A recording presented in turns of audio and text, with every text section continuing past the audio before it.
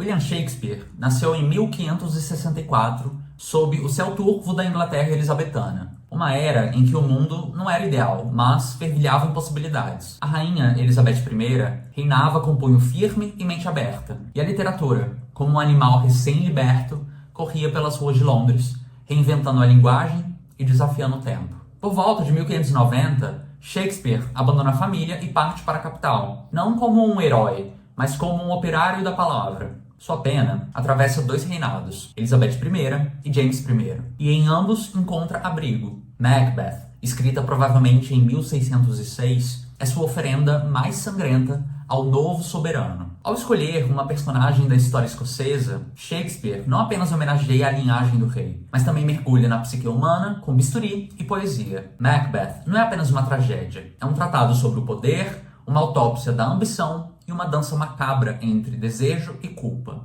A peça se desenrola à noite, como se o mal só pudesse existir sob o véu da escuridão. Macbeth, general valente, retorna da guerra como herói. O rei Duncan, traído pelo barão de Cawdor, transfere o título ao guerreiro fiel. Mas é na charneca, esse terreno ambíguo entre o mundo e o submundo, que Macbeth encontra as 3 feiticeiras. Elas não lhe oferecem conselhos, mas profecias. Glamis, Cawdor e, por fim, Rei. O futuro é sussurrado como veneno. Macbeth, tomado por inquietação, começa a ruminar. Se 2 verdades já se cumpriram, por que não a terceira? Mas o pensamento que o atravessa é cortante.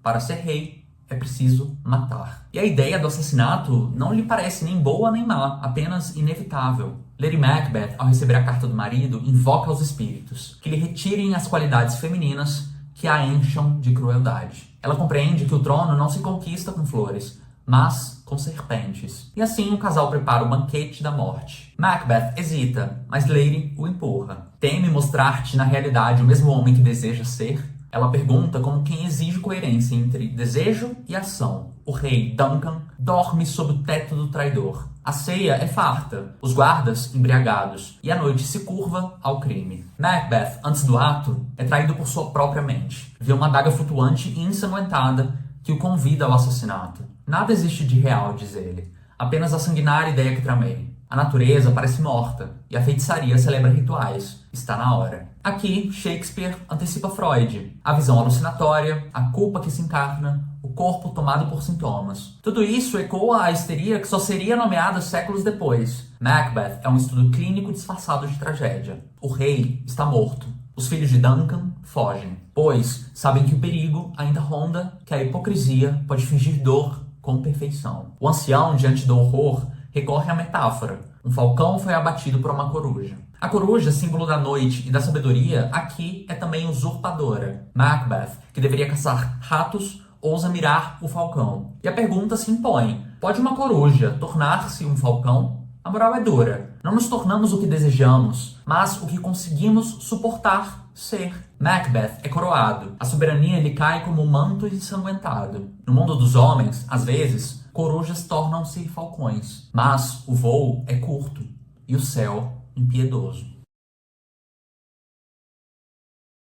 No terceiro ato da tragédia, Macbeth já não é o guerreiro que retorna da batalha com sangue nos punhos e glória nos olhos. Agora é o rei que contempla sua coroa como quem observa um fruto podre, reluzente por fora, estéril por dentro. As 3 feiticeiras puseram-me na cabeça uma coroa infrutífera, lamenta. Ele sabe que não deixará herdeiros e que sua linhagem será arrancada por mãos alheias. A profecia, que antes lhe parecia promessa, agora soa como maldição. O poder conquistado pela força exige mais força para ser mantido. A lógica é simples e cruel. Quem fere para subir, viverá ferido para não cair. É o mesmo dilema do amante que trai. Ao abandonar a esposa pela paixão, inaugura uma vida de desconfiança e medo. O caminho da ação violenta é uma estrada sem retorno, onde cada passo exige outro ainda mais cruel. Lady Macbeth, à espera do marido, já não exala ambição, mas desencanto. Nada ganhaste, diz ela. Como quem percebe que o trono é feito de espinhos. A felicidade que esperavam não veio, e o que conquistaram não trouxe satisfação. A tradução moderna chama isso de ansiedade, mas será mesmo esse o nome? A palavra só ganhou contornos clínicos no século XIX, quando Landré Bouvet a descreveu como síndrome. Em 1606, quando Shakespeare escreveu Macbeth, não havia esse vocabulário. Havia sim o tormento, o delírio, a inquietação, doubtful joy,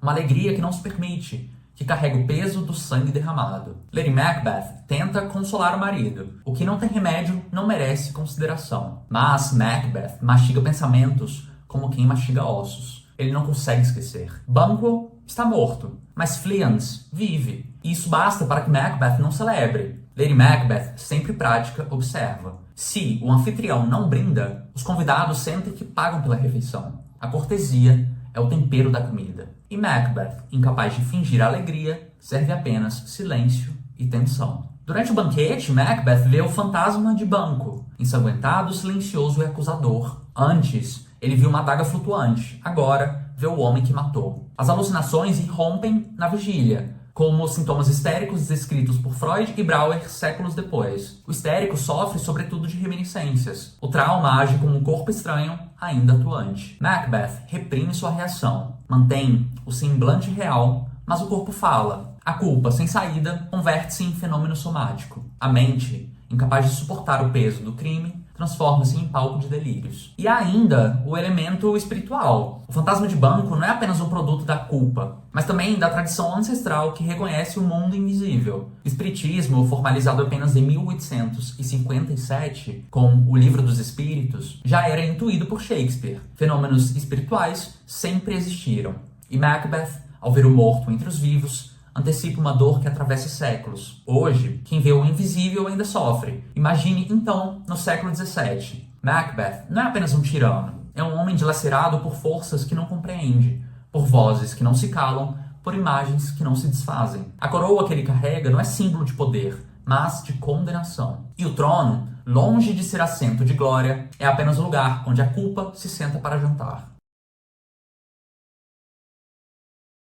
No quarto ato da tragédia, o sangue já não escorre apenas das lâminas, mas das palavras. Macbeth, agora rei, não governa, ele caça. Macduff é o próximo alvo, mas escapa para a Inglaterra. Lady Macduff, deixada para trás, tenta compreender a fuga do marido. Ross, hesitante, diz: não se sabe se foi por sabedoria ou por medo. Mas Lady, ferida, responde com a fúria dos abandonados. Tudo nele é medo, nada é amor. Até o menor dos pássaros luta contra a coruja para proteger seus filhotes. A metáfora é cortante. O pássaro frágil enfrenta o predador. O amor, quando verdadeiro, não foge, enfrenta. E o filho, pequeno e lúcido, responde à mãe: como os pássaros, mãe. Não como quem se resigna, mas como quem entende que sobreviver é comer o que se consegue. Não é sobre encaixar-se no mundo dos outros, mas sobre criar encaixes no próprio. Lady Macduff, diante da iminência da morte, pergunta: para onde devo fugir se nada fiz? Mas logo se lembra: vive no mundo dos mortais, onde fazer o mal é, muitas vezes, digno de louvor. A moral aqui é uma máscara, a virtude, uma aparência. Malcolm, ao lado de Macduff, reconhece a traição de Macbeth e diz: mesmo que Lúcifer tenha caído, os anjos ainda brilham. A queda não apaga a luz, apenas revela que até o mais virtuoso pode se corromper. No quinto ato, Lady Macbeth já não é a mulher que invoca espíritos para encher-se de crueldade. Agora ela vaga entre o sono e o delírio. A dama de companhia relata ao médico que ela se levanta, escreve, sela papéis, tudo isso dormindo. Freud, séculos depois, chamaria isso de histeria. A repressão de uma ideia intolerável que se converte em sintomas: parafasia, estrabismo, paresia, sonambulismo. Lady Macbeth é retrato clínico antes da clínica. Ela lava as mãos, que já não tem sangue, mas que carregam a mancha simbólica do crime. Aqui ainda tem uma mancha, diz ela, como quem tenta apagar o passado com água. Todos os perfumes da Arábia não purificam esta mãozinha. A culpa não tem cheiro, mas exala. A memória do assassinato do rei Duncan retorna como espectro. A vela que Lady Macbeth carrega ilumina olhos abertos, mas visão fechada. Ela vê sem ver, age sem estar desperta. O corpo, tomado pela lembrança, encena o trauma. No século XXI, vemos ecos dessa tragédia em outras narrativas. Griselda, na série da Netflix, toma o poder e, como Macbeth, entra em pânico. Não se sabe se está cercada por aliados ou por futuros algozes. O poder, quando conquistado pela força, exige paranoia como companhia. Macbeth, ao saber da morte da rainha, não chora, apenas relata: ela deveria morrer mais tarde. Então, em um dos monólogos mais devastadores da literatura, diz: a vida não passa de uma sombra em movimento. Um ator medíocre que se impertiga e exalta na hora que ele cabe no palco. E depois, ninguém mais o ouve. Trata-se apenas de um conto narrado por um idiota, repleto de som e fúria, mas que nada significa. A existência para Macbeth tornou-se ruído. O mundo, um palco sem sentido. Ele deseja o fim, mas quer morrer com a armadura nas costas, como quem não se rende mesmo diante do vazio. Então, resta a pergunta que atravessa toda a narrativa. É possível uma coruja tornar-se um falcão? A coruja, símbolo da noite, da sabedoria, da astúcia, tenta voar como o falcão, altivo, solar, soberano. Mas o voo é outro. A natureza não se altera pela vontade. O poder, quando usurpado, cobra seu preço. Macbeth não é apenas uma tragédia sobre realeza. É um tratado sobre a mente humana, sobre o desejo que devora e sobre a culpa que não se cala. É psicanálise antes da psicanálise. É história antes da história. É o espelho onde ainda hoje nos vemos, com nossas coroas infrutíferas, nossas manchas invisíveis e nossos delírios silenciosos.